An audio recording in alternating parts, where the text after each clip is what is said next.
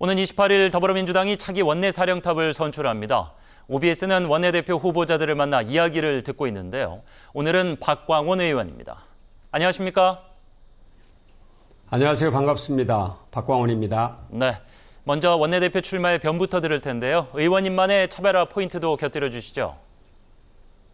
내년 총선 승리의 기반을 다지는 것이 이번 원내대표의 매우 중요한 책무입니다. 다양한 당내의 목소리를 아우르고 조화시켜서 균형을 잡고 통합을 이루고 그 통합을 바탕으로 변화를 촉진시켜서 국민들의 신뢰를 회복하는 것이죠.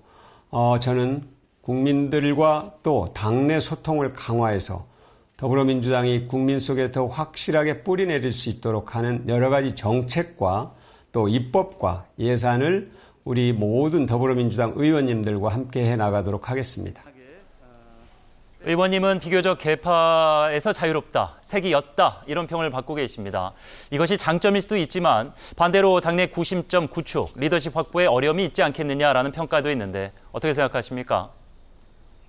리더십은 개파에서 나오는 것은 아니라고 생각합니다. 오히려 공감 능력과 소통의 깊이에서 리더십은 생성될 수 있습니다. 특히 요즘의 민주적 리더십은 더욱더 그렇습니다. 그러니까 개파에 의한 어떤 분류나 이런 것 자체를 저는 매우 부정적으로 보고 있고요. 이번 원내대표 경선도 친명이니 비명이니 하는 그런 분류가 아니라 당을 더욱더 통합시키고 당의 에너지를 하나로 모아가는 그런 과정으로 승화시키는 것이 중요하다. 저는 그런 점에서 리더십을 더욱더 분명히 세우는 일은 더 넓게 소통하고 더 모든 사람들과 함께 통합해가는 그런 당의 분위기를 만들어내는 것이 첫 번째 일이라고 생각합니다.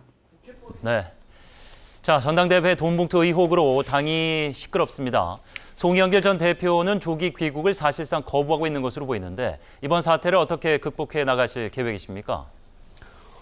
저는 국민들께 참으로 죄송한 마음입니다.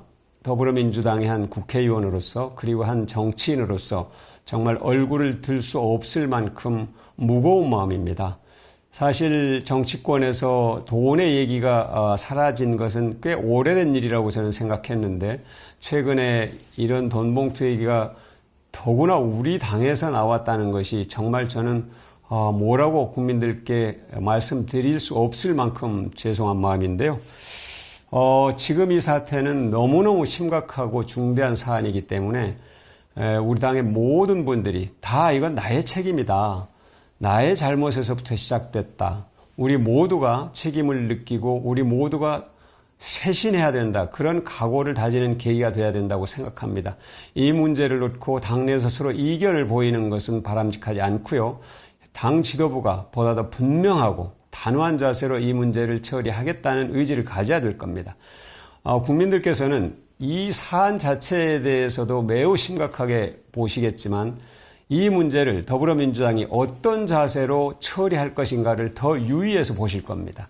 이 부분에 대해서 국민들의 눈높이에서 벗어나거나 국민들의 뜻과 어긋나는 그런 방향으로 간다고 하면 저는 더불어민주당이 매우 어려운 상황으로 더 빠져들 수밖에 없다 이렇게 생각하고요.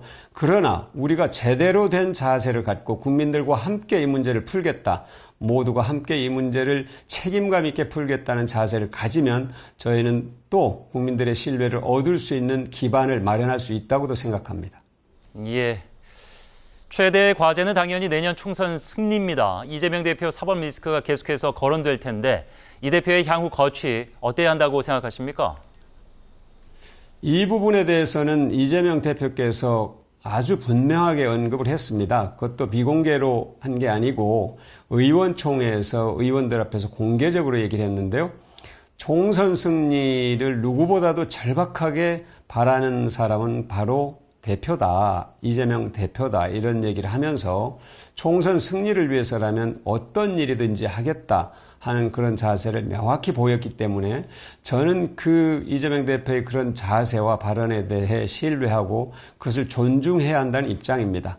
물론 그것에 대해서도 일부 의구심을 가진 의원들이나 또 당 밖의 인사들도 물론 있겠습니다만 저는 지금 상황에서 이재명 대표의 그런 분명한 언급에 대해서는 명확하게 신뢰하고 존중하는 자세를 갖는 것이 필요하다고 봅니다. 네. 초선 오영환 의원이 내년 총선 불출마를 선언한 데 이어서 3선 이상 출마 제한, 586 세대 2선 후퇴 등 세대 교체 주장이 나오고 있습니다. 여기에 동의하십니까? 그런 얘기들은 이제 당 혁신위원회에서도 나왔었고요. 또 당 밖에서도 그런 얘기들이 나오고 있습니다. 그러나 지금은 상당 부분 그런 얘기들이 조금은 그러니까 좀 잦아들었다고 할까요? 그 모든 견해들이 소멸됐다 이렇게 보진 않습니다만 그 문제에 대해서는 굉장히 많은 논란들이 있었는데 지금 상황에서는 이 문제가 당내에서 그렇게 큰 어떤 흐름을 형성하고 있지는 않다 하는 점을 말씀을 드리고요. 다만 또 그 경우에 따라서 통칭해서 어떤 세대에 대한 지적보다는 그 개인들에 대한 사회의 요구, 평가 이런 것들도 매우 엄밀하게 이루어지고 있기 때문에 인위적인 세대 교체 이런 표현은 저는 이 시점에서 그렇게 강하게 우리 당에서 나오고 있지는 않다 하는 점을 말씀을 드립니다. 예. 아무쪼록 잡음 없는 멋진 승부를 지켜보도록 하겠습니다. 오늘 말씀 여기까지 듣겠습니다. 고맙습니다. 네, 고맙습니다. 네, 박광원 의원과 함께했습니다.